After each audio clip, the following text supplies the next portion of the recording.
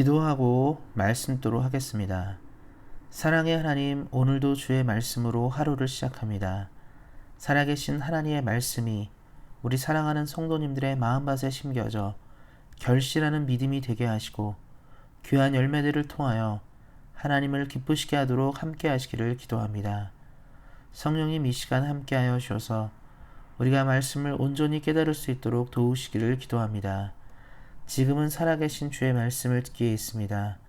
말씀을 전하는 사람과 듣는 모든 사람들에게 하나님의 은혜가 충만하게 임하길 원하며 우리를 구원하신 우리 주 예수 그리스도의 이름으로 기도하였습니다.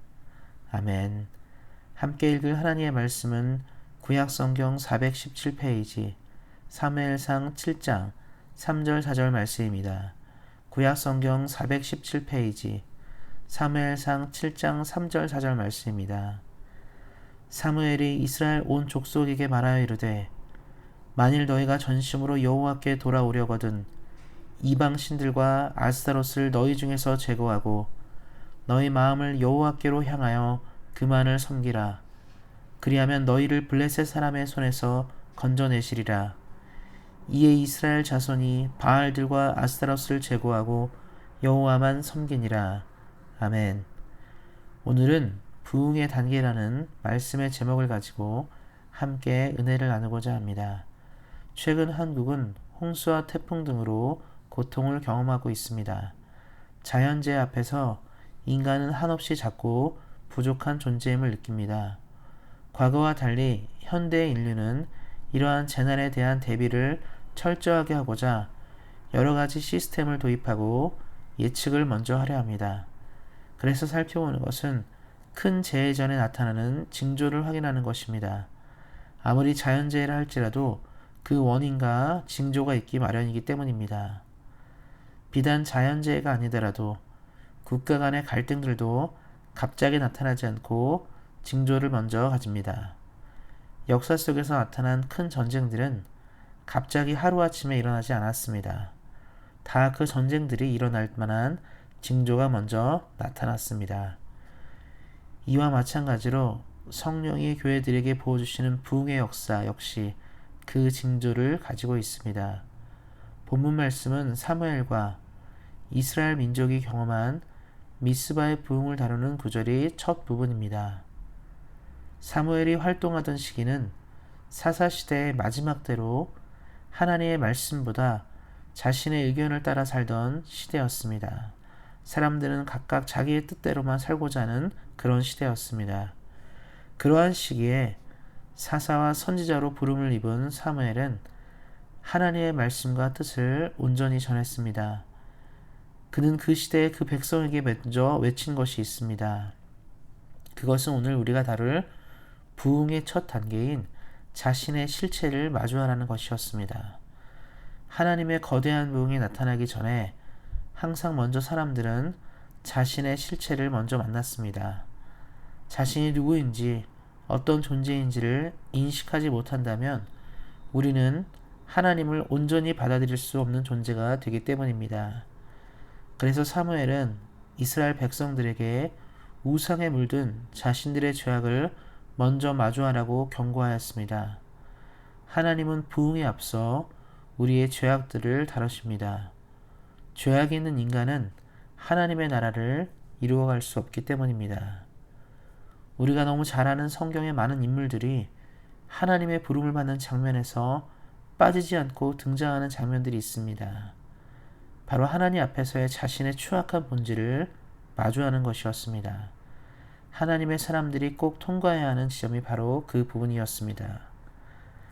사랑하는 성도 여러분, 우리가 모두 하나님의 부흥을 갈망한다면 우리의 연약한 모습을 먼저 주 앞에 노출시켜야 합니다.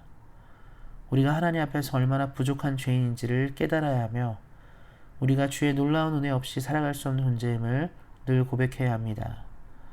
본문의 이스라엘 백성들은 하나님을 섬긴다고 하면서 여전히 이방 신들을 섬기는 자신들의 죄악을 발견하고 주 앞에 나갔습니다. 자신들의 삶에 하나님의 은혜와 복을 누리지 못하도록 가로막는 죄악을 발견하고 깨달은 것입니다. 우리는 여기서 귀중한 교훈을 만날 수 있습니다. 하나님의 부흥이 우리에게 나타나기 전에 우리가 먼저 우리의 약함과 죄악을 만난다는 사실입니다. 그래서 목이 곧고 교만한 인생은 하나님의 부흥을 누릴 수 없습니다. 이 점을 기억하시고 우리 사랑하는 성도님들은 늘 주 앞에 겸손함으로 하나님께 나아가시기를 예수님의 이름으로 축원드립니다. 그리고 둘째로 살펴볼 부흥의 다음 단계는 바로 회개입니다. 우리 자신의 실체를 발견하였다면 거기서 멈추지 않고 우리의 죄악을 회개함으로 나아가야 합니다. 본문의 미스바의 부흥의 시작은 자신의 죄악을 깨닫는 이스라엘 백성들이 자신들이 섬긴 우상들을 제하는 데서 시작됩니다. 하나님을 섬기기 위해 진정한 회개로 나아간 것입니다. 이스라엘 백성들은 그냥 내가 잘못했다는 생각에서 그친 것이 아니라 삶을 가로막고 있는 문제인 우상들을 제거하고 주 앞에 나갔습니다. 우리 역시 하나님의 부흥을 경험하기 원한다면 우리의 죄악을 주 앞에 내려놓고 회개함으로 나아가야 합니다. 회개하는 영혼에게 하나님의 은혜와 복을 충분히 내리시는 하나님이시기 때문입니다. 과거 일제시대에 한국교회는 대부흥을 경험하였습니다. 원산과 평양에서 시작된 부흥은 한반도 전체에 복음의 씨앗을 뿌리기 시작했습니다. 그 모든 부흥의 출발은 과거 우리 선조들의 진정한 회개에서 시작되었습니다. 지금 우리 시대는 상대방의 잘못을 지적하는 것에는 빠르지만 우리 자신의 죄악에 대해서는 관대해져 갑니다. 우리는 믿는 사람들로 이러한 시대에 우리의 죄악을 먼저 주 앞에 회개함으로 나아가야 합니다. 진정한 회개는 교회의 부흥의 필수 요소이기 때문에 그렇습니다. 오늘 본문 말씀 이후에는 하나님께서 허락한 미스바의 대부흥을 경험한 이스라엘 민족들의 이야기가 나옵니다. 하나님 앞에서 자신의 실체를 발견하고 진정한 회개로 나아간 그들의 삶을 하나님은 구원하셨습니다. 마찬가지로 하나님 앞에 우리의 모습을 발견하고 진정한 회개로 나아가는 우리 온세한 교회에게 하나님은 큰 복으로 함께 하실 것입니다. 이 땅을 우리는 보통의 교회와 같이 충분히 살아가며 지낼 수 있습니다. 하지만 우리는 하나님의 능력이 역사하는 교회가 되길 원합니다. 우리 교회를 통해 복음이 넓어지고 하나님의 나라가 확장되며 하나님의 비전을 성취하기를 소망합니다. 그래서 우리에게 하나님께서 부어주시는 성령의 부흥이 필요합니다.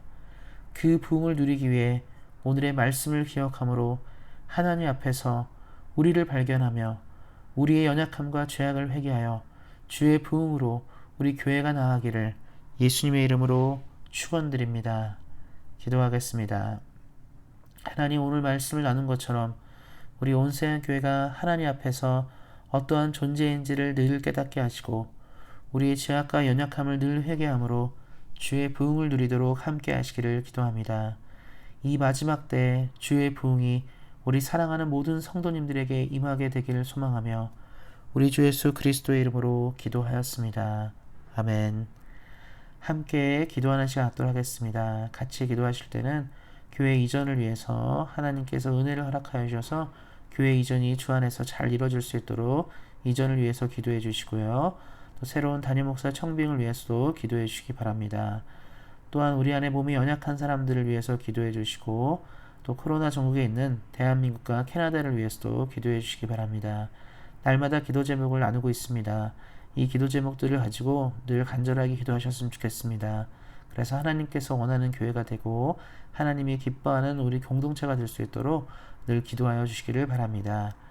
오늘 말씀을 우리가 나눈 것처럼 우리가 교회가 부흥을 누리기 위해서는 부흥의 단계들로 나가야 됩니다. 이 점들을 기억하시고 우리 사랑하는 성도님들이 주 안에서 하나님의 부흥을 경험하시기를 다시 한번 예수님의 이름으로 격려드립니다. 오늘도 말씀 안에서 은혜 안에서 승리하세요. 주의 사랑으로 사랑합니다.